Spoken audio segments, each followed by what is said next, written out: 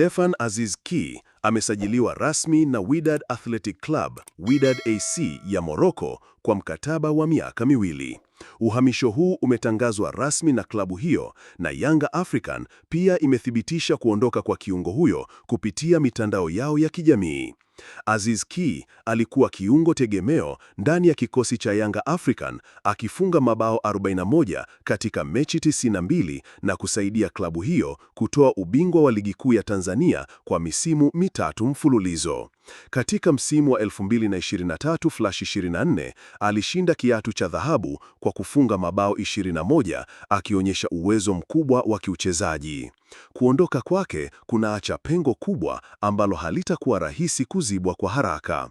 Yanga African italazimika kufanya kazi ya ziada kwenye dirisha la usajili kutafuta mchezaji mwenye uwezo wa juu au hata zaidi ya Aziz Ki.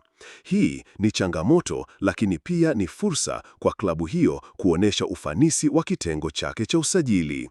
Uwezo wa kifedha waliopata kwa mauzo ya Aziz Ki unaweza kusaidia kusajili nyota mwingine mkubwa kutoka ndani au nje ya Afrika.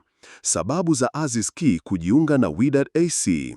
Aziz Ki amejiunga na Wydad AC kwa lengo la kuimarisha kikosi chao kuelekea mashindano ya kimataifa, ikiwemo Kombe la Dunia la Club la FIFA 2025 ambalo watahudhuria kama mabingwa wa CAF wa mwaka 2022.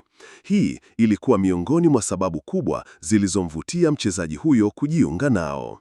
Endelea kuifuatilia chaneli yako ya 255 Digital kwa taarifa zote mpya kuhusu usajili, tetesi na maendeleo ya klabu yako pendwa.